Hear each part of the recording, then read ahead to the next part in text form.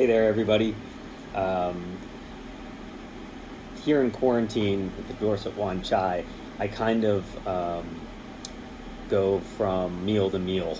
And being from a couple of places in the United States, one of them being Maryland, I have myself thinking a lot about Maryland crab today, and crab in general, and crab cakes, which, if you've ever had them, are absolutely amazing.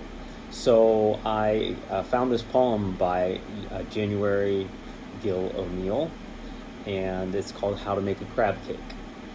And it brought me back a little bit to home. So we all have poems that make us think of home, and this is one of the poems that would make me think of one of the places I've lived, which is Maryland in the United States. So here it is. How to Make a Crab Cake.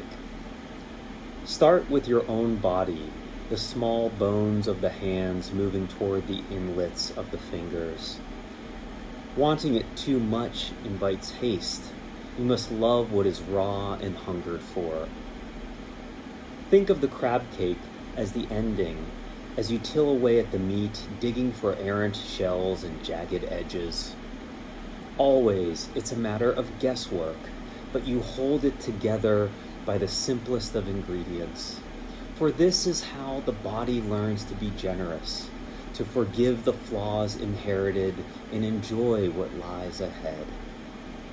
Yet you never quite know when it happens, the moment when the lumps transcend egg and breadcrumbs, the quiver of oil in a hot pan to become unworldly.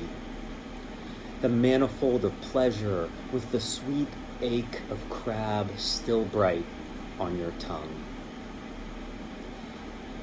That's January Gill O'Neill and her poem, How to Make a Crab Cake.